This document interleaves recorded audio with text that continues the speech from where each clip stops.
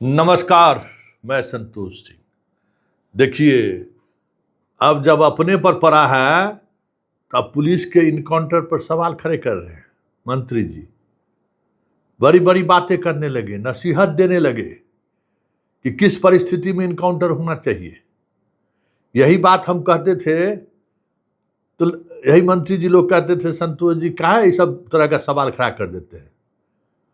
अब शुरू से कहते आ रहे हैं कि ये जो तरीका है ना अपराध और अपराध रोकथाम करने का, ये तरीका पुलिस को आप अपराधी बना रहे हैं और कुछ नहीं कर रहे हैं। पुलिस का अगर हाथ बंधा नहीं रहा तो किसी को उठा लेगा। तो भाई शेर है ना, बस मानव का टेस्ट लगना चाहिए, उसके बाद क्या है। तो आप कहिएगा हाफ इनकाउंटर करने के लिए, कर दिया फुल इनकाउंटर। अब जब जनाब का इनकाउंटर पर सवाल खड़ा होने लगा तो फिर सबों को कह सकते हैं ना कि अंदर अंदर खलबली मचनी शुरू हो गई। आज आरा में जो कुछ भी हो रहा है, जो कुछ भी हुआ है, सरकार हिली हुई है, क्योंकि इस मामले में भले पीड़ित का परिजन गरीब है, रहन सहन से तो नहीं लगता है कि अमीर है, गरीब ही लोग हैं, किसान हैं। और पंकज जो है कोई अपराधी नहीं था, ये उसके सोशल मीडिया के पूरा फेसबुक प्रोफाइल देखने से भी लग रहा है। पुलिस प्रशासन के लोग सम्मानित करते रहे हैं। कोरोना के काल में ज़बरदस्त योगदान रहा है इसका, बहुत काम किया था, सोशल एक्टिविस्ट है। तो और उसके साथ ही ये हो गया। तो थोड़ा सा मंत्री जी मिथिलेश तिवारी की बात सुन लीजिए, तब हम इस पर चर्चा करेंगे। हम इसलिए मिथिलेश तिवारी की बात सुनने को कह रहे हैं कि जब पुलिस का हाथ छूटता है ना, तो फिर तय करना मुश्किल हो जाता है कि हमको करना क्या है। जबकि जब वो सिलेंडर बोल गया तो आप उसको छोड़ भी सकते थे, लेकिन क्या कीजिएगा। सुनिए, तिवारी जी को बड़ा दुख हो रहा है कि एक तिवारी जी का इनकाउंटर हो गया। दुख हो रहा है, स्वाभाविक है दुख होना, क्योंकि राजनीति तो जात पर ही होती है ना। जात एक बड़ा आधार होता है। मंत्रिमंडल में भी जगह मिलता है तो जात के ही आधार पर मिलता है। मंगल पांडे गए तो मिथिलेश तिवारी जी आए। ऐसे में वो तिवारी जी की हत्या हो जाए तो मिथिलेश तिवारी कैसे नसीहत देंगे कि पुलिस बहुत अच्छा काम किया है। पुलिस को इसी तरीके से टिट फॉर टैट, जैसे को तैसा जवाब देना चाहिए। कह नहीं सकते थे, लेकिन अब देखिए क्या कह रहे हैं, जरा सुनिए। ये इनकाउंटर हो रहे हैं और इस तरह रोड, देखिए ये दुर्भाग्यपूर्ण घटना है। उस बच्चे ने जिसका इनकाउंटर हुआ है, उसने भी जो व्यवहार सोशल मीडिया पर दिखाया वो अच्छा नहीं था। लेकिन पुलिस को उसके आपराधिक इतिहास का पता लगाना चाहिए था।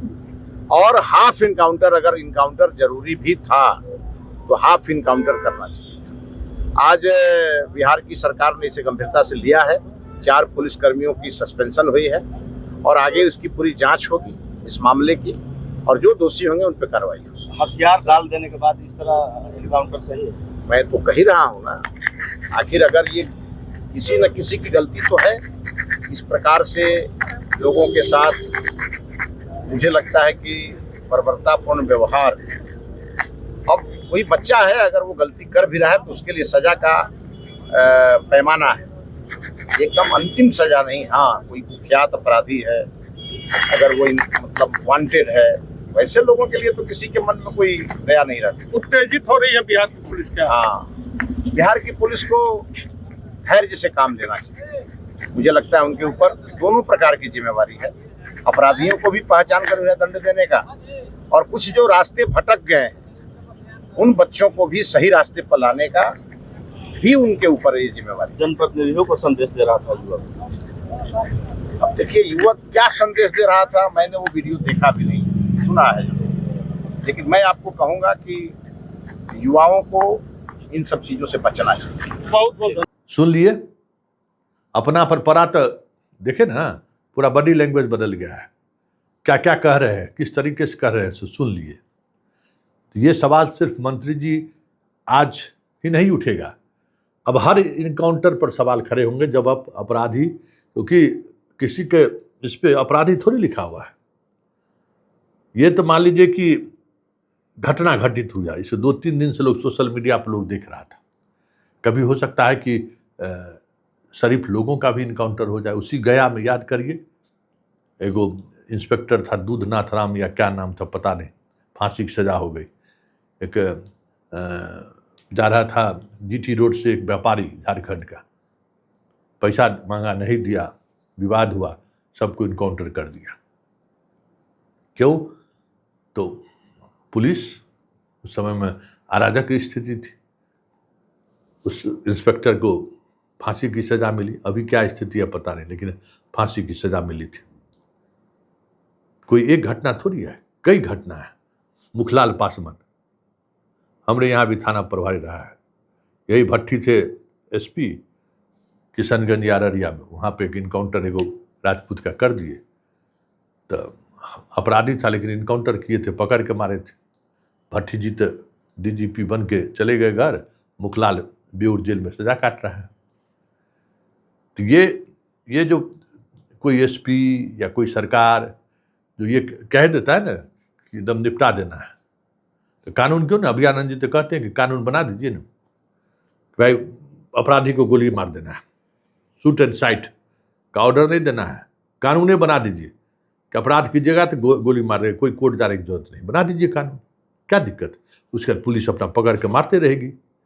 लेकिन पुलिस को कानून पर चलने के बजाय अगर गैर कानूनी काम करने के लिए जब सरकार कहेगी और सरकार समय समय पर इसको लेकर संकेत देगी, तो फिर क्या होगा? यही होगा ना पंकज का जो हाल हुआ है, पंकज के साथ जो कुछ भी हुआ। अब कौन जवाब? अभी तो पूरा थाना प्रभारी सहित सब लोग सस्पेंड हुए हैं और एफआईआर दर्ज करने का दबाव बढ़ रहा है, और पंडित जी का इनकाउंटर हुआ है। इतना आसानी से थोड़ी बात खत्म हो जाएगा। पूरा देश के पंडित जी जुट जाएगा, और ब्यूरोक्रेसी से लेके जुडिशियरी से लेके मीडिया तक में पंडित जी का क्या स्थिति है सो किसी से छुपी हुई है क्या? हुंकार भरेगा हुंकार, एक बार शंख फूकेगा चाणक्य की तरह, जो है तो हिल जाएंगे सम्राट, हिल जाएंगे। ये इनकाउंटर इस सरकार को समझ जाइए कि बहुत महंगा पड़ने वाला है। इतना आसानी से ये इनकाउंटर सुलझने वाला नहीं है। एफआईआर दर्ज होगा और गिरफ्तारी भी होगी पुलिस वाले सबका, इसमें भी कोई दो मत नहीं, क्योंकि पुलिस वाले ही प्रेस रिलीज जारी करके कहे हुए कि मानसिक तौर पर विक्षिप्त है, पागल है, इसको हम लोग ले जाके आरा में इलाज कराना की तैयारी में, पुलिस खुद कही है। तो पागल आदमी पर आप गोली चला दीजिएगा, और भी 1-2 नहीं 5-5 गोली। अरे वाह, कैसे जस्टिफाई कीजिएगा भाई? कैसे जस्टिफाई कीजिएगा कि 5 गोली मारना पड़ा? वो थिरनट्टा का कितना रेंजे है, मारे, मौका मिला पकड़ दिए, मार के दिए, तो साफ दिख रहा है कि सिलेंडर बोला हुआ। इसलिए हम कहते थे कि सम्राट भाई, पुलिस को मत इतनी छूट दीजिए। और पुलिस को क्या होना, सस्पेंड हुआ, एफआईआर होगा, जेल जाएगा, लेकिन सरकार का तो किरकिरी हो जाएगा, सरकार की परेशानी तो बढ़ जाएगी, सरकार की आलोचनाएं होनी तो शुरू हो जाएगी। क्या हुआ, एगो सासाराम में जो एगो कोनो डीएसपी था तो मार दिया था, तो वहाँ भी मारने वाला राजपूत था, टाइट हो गया, तो हाई कोर्ट से भी एफआईआर करा दिया ना, कहाँ बचा ली पुलिस, जबकि वो उस तरीके से मारा हुआ था। तो आप गरीब बुढ़वा पर गोली चला लीजिए और वाहवाही लूट लीजिए, कुछ अपराधियों को टांग में गोली मार दीजिए, घर वाला अगर अपराधी है तो भले उसको स्वीकार कर ले, लेकिन उस गोली चलाने के प्रवृत्ति में अगर बिहार के कुछ समाज है जिस पर अगर आप हाथ डाल दिए, तो आज जो स्थिति आरा में देखने को मिल रही है, उसी तरीके की स्थिति का सामना करना आपको पड़ सकता है।